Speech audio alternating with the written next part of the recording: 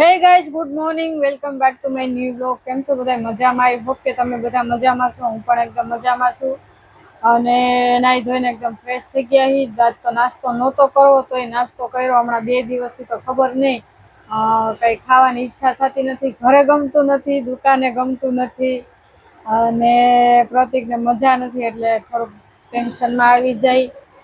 એટલે હવે આજ તો પ્રતિકને સારું છે એટલે થોડીક ઉપાધિ નથી અને આવી ગયા દુકાને જો અત્યારમાં મોણીએ કરી લીધી છે અને હવે નવરી થઈ એટલે મેં કીધું લાવો તમને બધાને મળી લઉં, તમને બધાને કહી દઉં કે તમે બધા કેમ છો. અને ઇન્સ્ટા આઈડીમાં છે ને મારો વિડીયો આવ્યો છે, તમે બધા જોયો કે નહીં?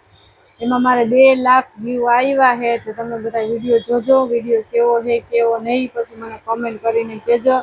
મેં મારી યુટ્યુબ ચેનલમાં વિડીયો મૂક્યો છે, બધા તમે જોઈ લેજો, બરાબર?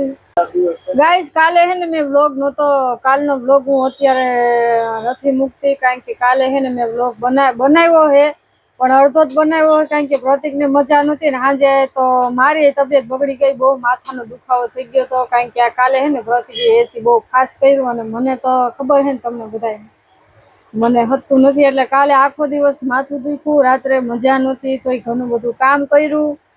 પ્રતિકને મજા નહોતી એટલે એ ઘરે આવ્યા હતા તો એને પાછું ધ્યાન રાખવાનું, મને મજા નહોતી તો પછી હું થોડીક વાર સૂઈ ગઈ હતી, આરામમાં હતી, બધું ઘરનું કામ કરીને.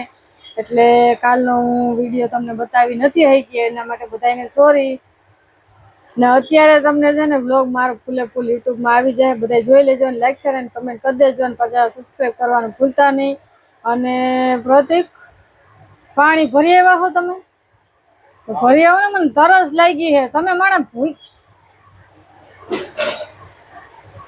તરસા મરી જાય પછી પાણી લેવા જાવ.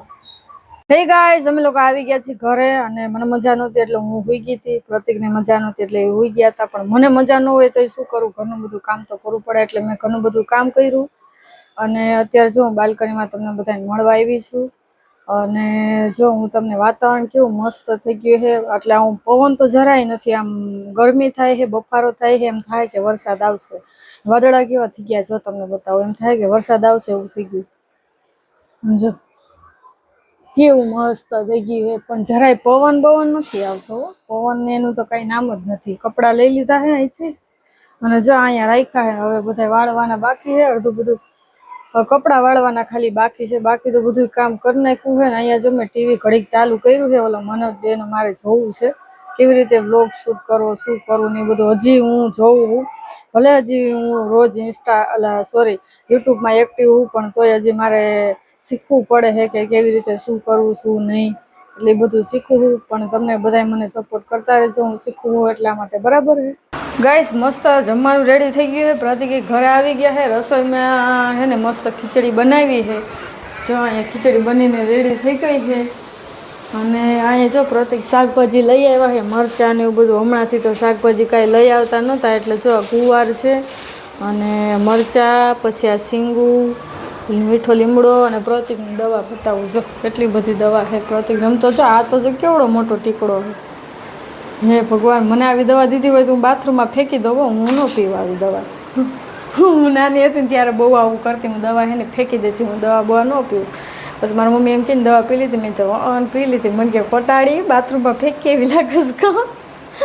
એટલે જો આટલી બધી દવા પાછી પ્રતિકે લીધી. દવા પાછી દવાખાને પાછા ગયા હતા અને ઘરે જો દીવાબત્તીનો ટાઈમ થયો તો દીવાબત્તી કરી લીધા હતા. વાસણ થઈ ગયા છે અને આ જો કલરવાળા કપડાં અહીંયા નાખ્યા ઘરમાં કારણ કે મને છે ને બારે તડકામાં કપડાં છે ને કલરવાળા કલર વયો જાય નવા કપડામાં. અને હવે અહીંયા બાયણામાં આડે છે ને આવું આ કપડું અહીંયા રાખ્યું હોય કારણ કે એનું કારણ છે ત્યાંથી છે ને ગરોળી આવે છે એટલે છે ને ત્યાં છે ને બંધ કરી દીધું છે, હાવ પેક કરી દીધું છે. નીચે થોડીક એવી પટ્ટી ખુલી છે ને ત્યાંથી ગરોળી આવે છે એટલે એ બંધ કરી દીધું, હાવ પેક કરી નાખ્યું છે એટલે છે ને ગરોળી બરોળી ન આવે. પ્રતિક જમવાનું દઈ દઉં ને હવે? ખીચડીનું દૂધ ખાવું? ખાલી ખીચડી? ટીવી તો ચાલુ કરો પણ તમને કહું ટીવી તો કરો.